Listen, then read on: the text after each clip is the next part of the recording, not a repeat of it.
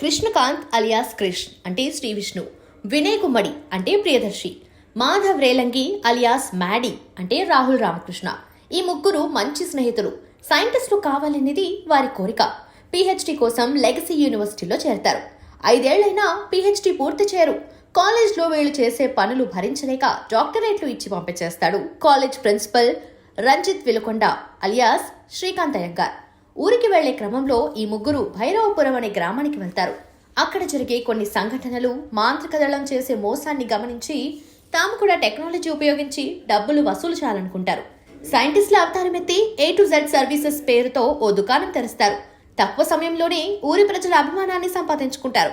అయితే bank bros, ఈ ముగ్గురి టీం పేరు బ్యాంక్ బ్రోస్, నిజమైన సైంటిస్టు కాదని డబ్బు కోసం ప్రజలను మోసం చేస్తున్నారనే విషయం బయటపడుతుంది. దీంతో ఆ ఊరి సర్పంచ్ అలియాస్ ఆదిత్య మీనన్ ఈ ముగ్గురికి ఓ పరీక్ష పెడతాడు. ఊరి చివరన ఉన్న సంపంగి మహల్లోకి వెళ్లి నిధిని కనిపెట్టి తీసుకురావాలని ఆదేశిస్తాడు.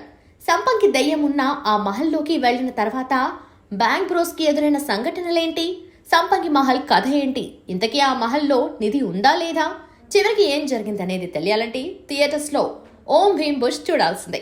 కొన్ని సినిమాల కథలు వాస్తవానికి విరుద్ధంగా లాజిక్లెస్గా ఉంటాయి, కానీ తెరపై చూస్తే మాత్రం వినోదాన్ని పంచుతాయి. అలాంటి సినిమాల్లో ఓం భీమ్ బుష్ ఒకటి.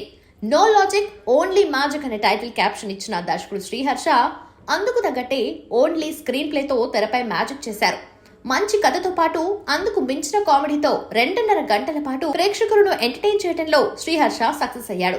జాతిరత్నాల తరహాలో సాగే ముగ్గురు స్నేహితుల కథకి హారర్ ని జోడించి చివర్లో ఓ మంచి సందేశాన్ని అందించే ప్రయత్నం చేశాడు.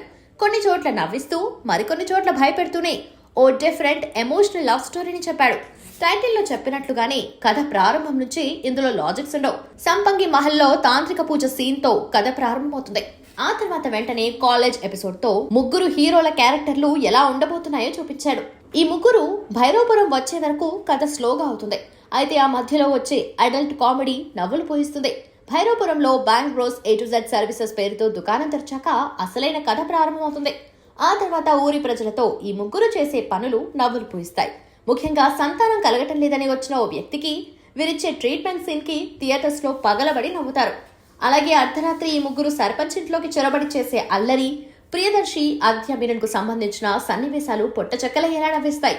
ఇంటర్వెల్ సీన్ సెకండ్ హాఫ్ పై ఆసక్తిని పెంచుతుంది. ద్వితీయార్థం మొత్తం సంపంగి మహల్ చుట్టే తిరుగుతుంది. అయితే సెకండ్ హాఫ్ లో కొన్ని సన్నివేశాలను డైరెక్టర్ పకడ్బందీగా ప్లాన్ చేసుకున్నాడు.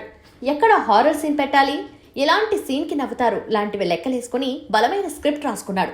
సంపంగి దయ్యం ప్రియదర్శిని భయపెట్టే సీన్ వచ్చినప్పుడు మనం కూడా భయపడుతూనే నవ్వుతుంటాం. అయితే సంపంగి దయ్యం నేపథ్యం తెలిసాక వచ్చే సీన్స్ అంతగా ఆకట్టుకోవు. నిధి వివరాలు తెలుసుకోవడం కోసం ఈ ముగ్గురు చేసే ప్రయత్నాలు కూడా రొటీన్ గా ఉంటాయి. కానీ చివర్లో మాత్రం ఓ కొత్త పాయింట్ ని టచ్ చేశాడు. ఇంతవరకు ఎవరూ అలాంటి అంశాన్ని ఇంత డిఫరెంట్ గా తెరపై చూపించలేదు. నవ్వించడంతో పాటు సందేశాన్ని కూడా ఇచ్చారు. కొన్ని సంభాషణలు, సీన్స్ ఫ్యామిలీ ఆడియన్స్ కి కాస్త ఇబ్బందిగా అనిపించొచ్చు. కానీ లాజిక్స్ జోలికి వెళ్లకుండా సినిమా చూస్తే మాత్రం 2.5 గంటల పాటు హాయిగా నవ్వుకోవచ్చు. ఎవరెలా చేశారంటే ఎప్పటి మాదిరే శ్రీ విష్ణు మరోసారి తన నటనతో ఆకట్టుకున్నారు.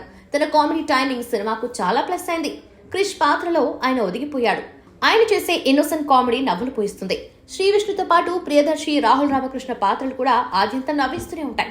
భయస్థుడు వినయ్ గుమ్మడి పాత్రకి ప్రియదర్శి 100% న్యాయం చేశాడు. సినిమాలో బాగా నవ్వించిన సీన్లలో ఎక్కువగా ప్రియదర్శివే ఉంటాయి. మహల్లో అతనికి దయ్యానికి మధ్య వచ్చే సీన్లు హిలేరియస్ గా అనిపిస్తాయి. ఇక రాహుల్ రామకృష్ణ ఎప్పటి మాదిరే తనదైన పంచ్ డైలాగ్స్, కామెడీతో ఆకట్టుకున్నారు.